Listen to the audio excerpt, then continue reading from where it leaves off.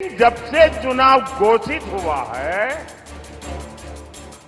इन्होंने अंबानी अडानी को गाली देना बंद कर दिया।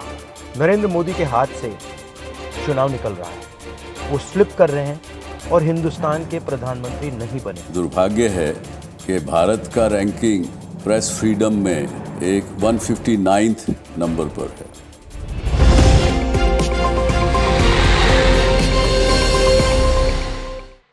बुधवार यानी कल शेयर बाजार धड़ाम हो गया दोस्तों।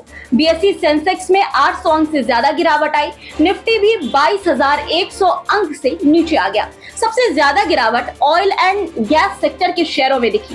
दोस्तों मोटा मोटा समझिए कि निवेशकों को करीब 6 लाख करोड़ रुपए का नुकसान हुआ।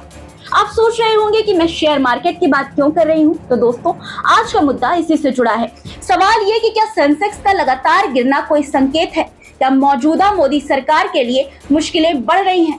क्या इंडिया गठबंधन की सरकार बन रही है? इन सारे सवालों पर आज बात करेंगे। सेंसेक्स के गिरने से किसकी सरकार बनेगी, इसका कनेक्शन भी आपको बताऊंगी दोस्तों। बस बने रहिए वीडियो में अंत तक, और अगर अभी तक आपने चैनल को सब्सक्राइब नहीं किया है तो कर लीजिए। नमस्कार दोस्तों, स्वागत है आपका न्यूजीलैंड पर।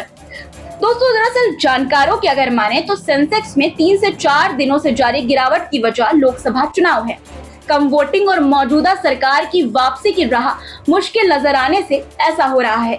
मार्केट को ऐसा महसूस होने लगा है कि एनडीए का 400 सीट जीतना तो दूर, अब सत्ता में वापस आना ही मुश्किल लग रहा है। बंद लिफाफे में अब ये बातें बाहर आने लगी है दोस्तों जियोजीत फाइनेंशियल सर्विसेज के डॉक्टर वी के विजय कुमार ने कहा कि एक नजरिया ये है कि सत्तारूढ़ सरकार की निश्चित और सहज जीत अब थोड़ी अनिश्चितता के बीच है। बाजार ने पहले ही भाजपा एनडीए की जीत को डिस्काउंट कर रखा है, वो अब थोड़ा अनिश्चित होता जा रहा है। शायद ये बाजार में आशंका का कारण हो सकता है और बुल्स अपना आक्रामक रुख छोड़ रहे हैं। सिर्फ शेयर बाजार ही नहीं दोस्तों, कुछ और चीजें भी बदलती हुई हवा के रुख का इशारा कर रही हैं।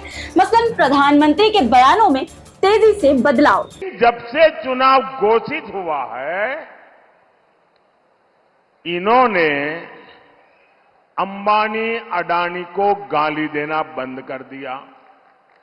मैं आज तेलंगाना की धरती से पूछना चाहता हूं, जरा ये साझादे घोषित करें कि इस चुनाव में ये अंबानी अडानी से कितना माल उठाया है, काले धन के कितने बोरे भर करके रुपये मारे हैं। जिन अंबानी अडानी को लेकर विपक्षी पार्टी कांग्रेस, बीजेपी और नरेंद्र मोदी को घेरती आई है, अब चुनाव के दौरान उन्हीं अंबानी अडानी को लेकर प्रधानमंत्री मंच से ये कह रहे हैं कि उनके पास काला धन है, जो कि वो राहुल गांधी को टेम्पो में भर भर कर दे रहे हैं। प्रधानमंत्री मोदी का सिर्फ ये एक बयान नहीं, अगर आप पिछले 2 चरणों के बाद से उनके बयानों का एनालिसिस करेंगे तो पाएंगे अचानक से उनके बयानों में उतावलापन नजर आ रहा है। उनमें हड़बड़ी और भगदड़ का माहौल है।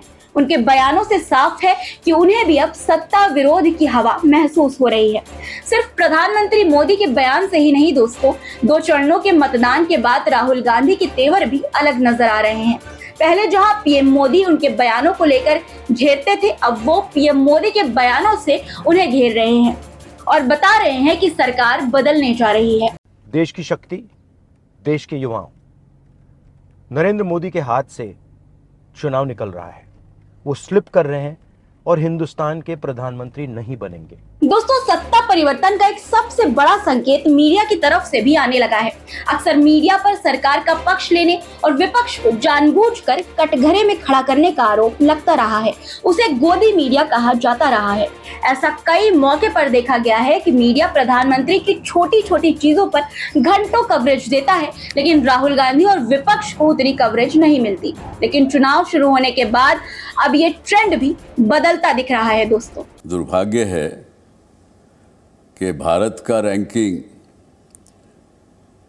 प्रेस फ्रीडम में 180 देशों में से एक 159 नंबर पर है। ये है जी के संस्थापक सुभाष चंद्रा, जिन्होंने कहा कि ये दुर्भाग्यपूर्ण है कि भारत प्रेस की स्वतंत्रता के मामले में 180 देशों में 159वें स्थान पर है और उन्हें वैसा ही महसूस होता है जैसा उन्हें 33 साल पहले होता था, जब एक केंद्रीय नौकरशाह ने उनसे कहा था कि वो अपने नेटवर्क को सरकार को सौंप सकते हैं। दरअसल अपना चैनल लॉन्च करने के बाद एक नौकरशाह के साथ अपनी मुलाकात को याद करते हुए उन्होंने कहा, मुझे 1991 में दिवाली के दिन की याद आ गई, जब मैं भारत सरकार के सूचना और प्रसारण मंत्रालय के तत्कालीन सचिव से मिला था। मैं स्वर्गीय श्री महेश प्रसाद जी से मिलने उनके दफ्तर गया और जब मैंने उनसे कहा कि सर, मैं एक निजी क्षेत्र का टेलीविजन सैटेलाइट टीवी शुरू कर रहा हूं और आपके कानून के अंतर्गत नहीं आने के बावजूद मैं इसे आपको सौंपता हूं, क्या आप जानते हैं तब उन्होंने क्या कहा? वो बहुत क्रोधित हो गए और बोले, सुभाष चंद्रा, मैं तुम्हें ऐसा नहीं करने दूंगा और अगर तुमने ऐसा करने की कोशिश की तो तुम्हें जेल में डाल दूंगा। मैं बहुत हैरान था। मैं ये कहकर चला गया कि मुझे जो करना होगा मैं करूंगा। अब 33 साल बाद आज भी मुझे ऐसा ही महसूस हो रहा है। ये तो रही सुभाष चंद्रा के बयान की बात दोस्तों, जिसमें बदला हुआ अंदाज साफ नजर आ रहा होगा आपको। दोस्तों सिर्फ इतना ही नहीं, सोशल मीडिया पर ये बातें भी फैल रही है कि जी ने पीएम मोदी के भाषण के लाइव प्रसारण पर प्रतिबंध लगा दिया है। इन सारी बातों को और बल तब मिला जब सोशल मीडिया पर उनकी ये पोस्ट आई, जिसमें सुभाष चंद्रा ज्ञान के अहंकार की बात कर रहे थे। कुल मिलाकर अब ये तो तय है दोस्तों कि भाजपा के लिए 400 पार तो अब दूर के ढोल साबित हो रहे हैं। आलम यह है कि अब सवाल खड़ा हो रहा है कि वो चुनाव जीतेंगे भी या नहीं। इस मामले पर आप क्या सोचते हैं? कमेंट बॉक्स में अपनी राय जरूर बताइएगा और हमें फॉलो करना मत भूलिएगा। नमस्कार दोस्तों।